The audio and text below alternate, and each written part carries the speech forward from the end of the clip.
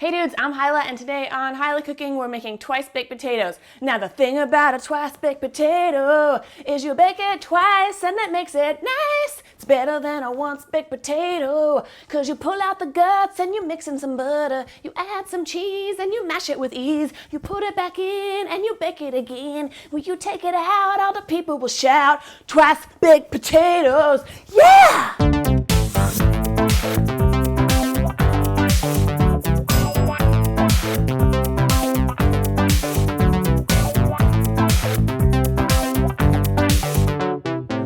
About a twice baked potato is we're gonna start out pretty much like a regular baked potato or a microwaved potato if you're a dirty rotten cheater like me. So I've got a potato here. I've just scrubbed it really well. You want to use something like a russet potato, like a fluffy potato that you would use for baking or mashing.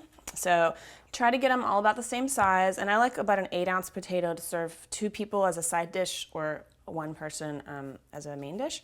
So I'm gonna go around and just make 3 little holes. I'm a little bit anal about this. It probably doesn't really matter, but I like to just try to do it like around sort of the lengthwise equator of the potato equator, so that when I cut it in half later, I'm not like each of my halves don't have holes in the skin. So you'll see what I mean in a second. I'm gonna throw this in the microwave until it's nice and tender. That's usually 5 minutes for 1 potato, or like 7 to 8 for 2 potatoes. 3 potatoes, 4 potatoes, 5 potatoes, 6 potatoes, etc.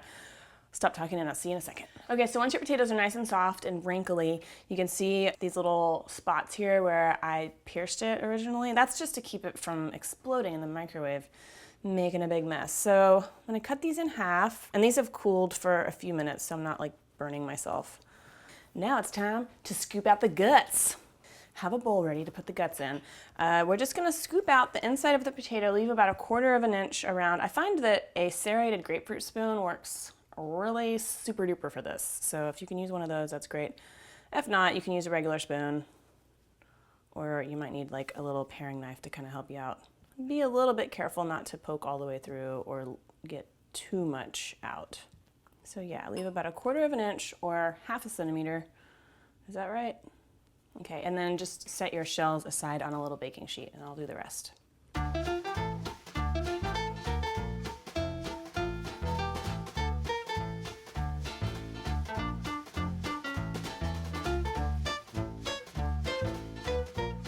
So once all your potato guts are in your bowl, we can add basically we're making mashed potatoes here. So I'm gonna add some butter and some sour cream. You can use low fat or fat-free Greek yogurt if you prefer. And some salt and pepper.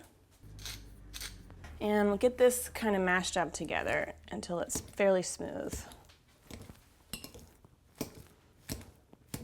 Okay, and then once that's nice and smooth, you can start to personalize it. So I'm gonna add some green onions. These have just been sliced really thin. Other things that are really good to add are steamed broccoli florets, or like little bits of ham or bacon bits. If you add stuff like that, then this can really be sort of a 1-dish meal, which is pretty cool. And I'm gonna add some grated cheese. I'm just gonna add about half of this, and then we'll use the rest of it to put on top. Okay, so once that's mixed up evenly, we're just gonna scoop it back into our potato shells, and you'll mound it up a little bit.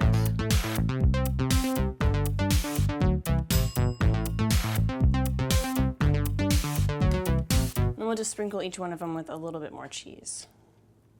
And at this point, if you wanted to make these ahead of time, if you were making like a big fancy meal and you wanted kind of a fancy side dish, but you don't want to spend a lot of time on the day of, you can totally make these up to this point and then wrap them in plastic or cover them with some kind of airtight container and put them in the fridge until you're ready to cook them.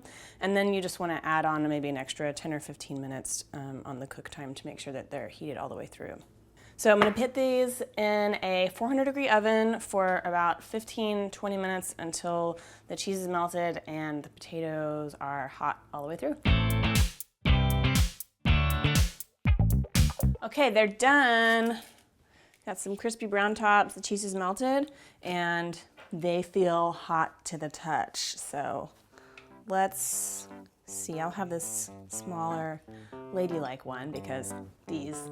Anyway, if you like this twice baked potato recipe, please also check out my scallop potato recipe because it's another creamy potato delight. All right, let's give this a shot. Nice. Oh yeah. So the inside's nice and fluffy and creamy, and then the outer shell is kind of crisp, and it's gonna be great. Potatoes are like one of my favorite foods, right? Can I get a hell yeah? Okay, please check out HilahCooking.com for this printable recipe and every printable recipe. And also that's the best way to reach me if you have an important question about a recipe or something like that. Otherwise, I'll see you guys next time. Thank you so much for watching. Please remember to subscribe, and thanks. Bye. Hope you try this. Twice baked potato, I can't hear you. Twice baked potato, say it again. Twice baked potato, say it louder now. Twice baked potato. Okay, that's enough.